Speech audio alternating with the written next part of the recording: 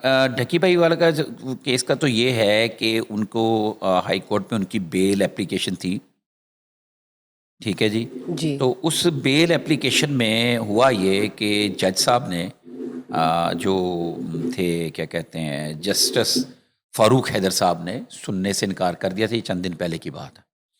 और वो दे दी थी, अब चली गई चीफ जस्टिस के पास कि वो आगे किसको मार्क करते हैं। तो हमारे पास इंफॉर्मेशन आ रही थी, वहाँ से ही आई कि मंडे को इसका फैसला होगा। और प्रॉबर हो सकता है जो है ना जस्टिस शराम सरवर साहब के पास चली जाए, लेकिन ये कोई ज़रूरी नहीं है। और उसमें वहाँ पे इनकी ना अब बेल का फैसला होना है कि इनको बेल हाई कोर्ट से, क्योंकि डिस्ट्रिक्ट एंड सेशन जज जो थी साजिदा अहमद साहिबा के पास जब पेश की गई थी ना कि बेल की पोस्ट अरेस्ट बेल, तो उन्होंने वो खारिज कर दी थी कि इस बिना के ऊपर कि ये जो पैसे जिक्र कर रहे हैं कोई जो करोड़ों रुपए बताए जा रहे थे, उसकी कोई मनी ट्रेल नहीं है। और जबकि डकी भाई के वकला हज़रात का या उनके बंदों का ये कहना है कि ये केस ही नहीं है। जब वो हाई कोर्ट मज़ीद अदालत में पेश करेंगे, तो हाई कोर्ट ये चीज़ें समझे कि ये वाला केस ही नहीं है, क्योंकि वो तो देखें ना उसकी तो चीज़ें क्लियर है, मिलियंस में उसके व्यूज़ आते हैं। आपस की बात है, हम उसकी तर्जमानी नहीं कर रहे कोई। मिलियंस में व्यूज़ आते हैं और जिसको लाखों रुपए वो महीना कमाता है मेरा ख़्याल है। इतने उसके पास वो चीज़ें हैं। और बाकी जो उसको सज़ा मिली वो तो एक कैंपेन करने पे थी, मेरा ख़्याल है वो जो गैम्बलिंग ऐप जो थी, उसकी प्रमोशन पे थी।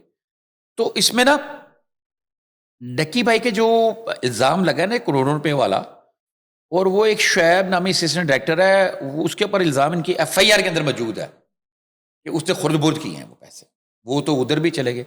तो अब हमसे लोग पूछते हैं, डक्की के जो चाहने वाले हैं, तो उनके लिए उम्मीद की किरण है। मंडे को इसके ऊपर बड़ा अहम फैसला आने वाला है। ठीक। सर, मिस्टर अमीर बलाच मरहूम और मिस्टर तीफ़ी बट मरहूम केस की अपडेट्स भी प्लीज़ शेयर कीजिए।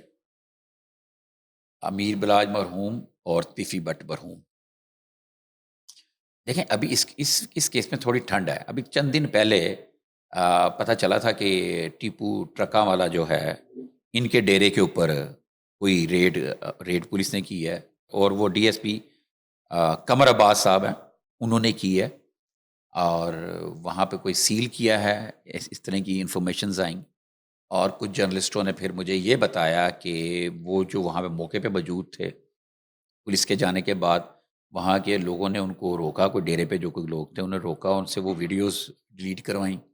और वो जो आगे थे उनको भी कहा कि ये वीडियो डिलीट होनी चाहिए। ये इस तरह की एक बात हमारे तक पहुँची थी।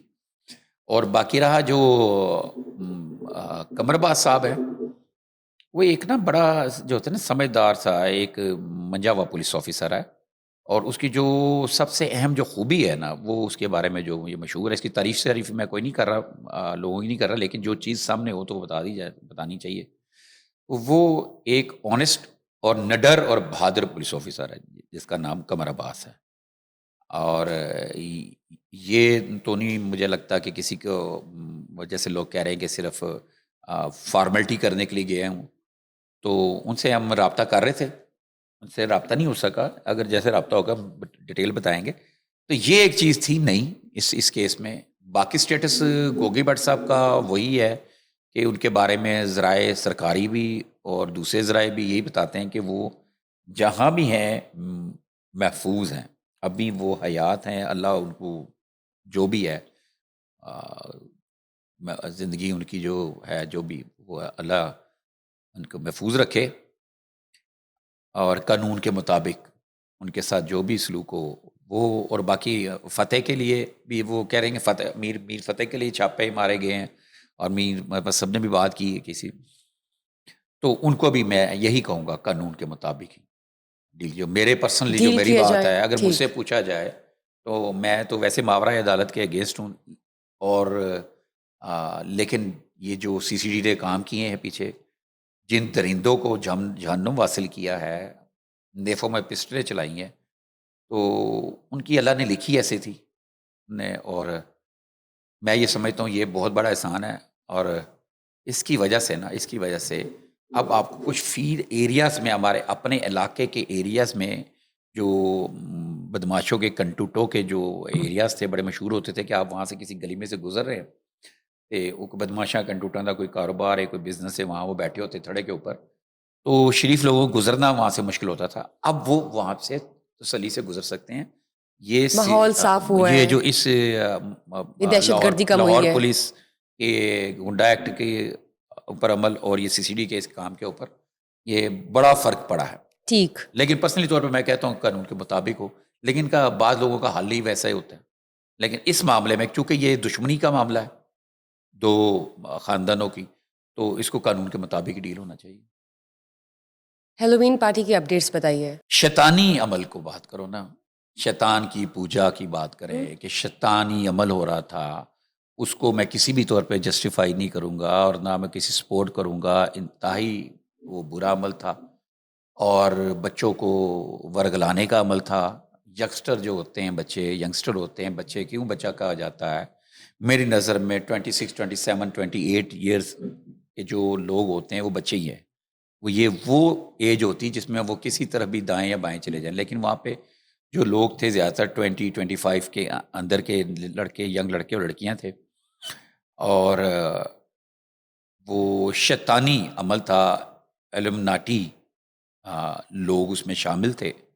اب یہ علمناٹی کون ہیں اس کے اوپر ہمیں بات کرنی چاہیے، لیکن سر چونکہ ٹائم کم ہے تو ایک الگ سیشن رکھ لیں گے. بالکل بالکل، ضرور لازمی. لیکن میں جاننا چاہوں گی سر، جن کو پوائنٹ آؤٹ کیا میں گیا، انہی کی طرف آ رہا تھا. ویسے آپ نے بات کی تو میں نے یاد جی کرا دیا. پلیز. تو وہ ان کی نہ وہ ابھی جو ہیں جیل میں ہیں، ان کو میں نے لاسٹ ٹائم ہی بتایا تھا جوڈیشل کر دیا گیا ہے، اور کچھ کی بیل اپلیکیشن لگی ہوئی ہیں، 1 2 کی شاید ہو گئی ہے یا نہیں ہو گئی. یہ بہرحال اب ان کی بیل ہی ہوگی اور بعد میں کیس چلے گا جو پولیس کی انویسٹیگیشن پہ ہے کہ پروسیکیوشن کس طریقے سے ان کا چلان بناتی ہے. اور میں یہ کہتا ہوں، دیکھیں ایک چیز یاد رکھیں، یہ جب تک اس طرح کی چیزیں جب آپ کے نا ہمارے معاشرے میں جب تک ہمارے یہ سوشل کرائم پر کنٹرول نہیں کیا جائے گا نا، ہمارا معاشرہ درست نہیں ہو سکتا. اور اس کو کنٹرول کرنے کے لیے ضروری ہے کہ لا کی امپلیمنٹیشن، قانون کی کو عمل درآمد کردہ وہ ضروری، نہ کہ ڈنڈا. سزا جو ہے نا جس کو دی جائے، جس کو چلان کیا ہے، اگر وہ ملزم ہے اس کو فٹ کیا جائے، اس کو پتہ ہو کہ اگر میں پکڑا گیا کسی بھی کرائم میں کرتا ہوا کرائم تو مجھے یہاں پہ سزا لازمی ملے گی. اور یہ یقین ہونا چاہیے کہ ہمارے اب سسٹم کو کہ جو بے گناہ ہے وہ بے گناہ ہے، لیکن جس نے کوئی جرم کیا ہے اس کو جرم کے مطابق سزا یقینی ہو.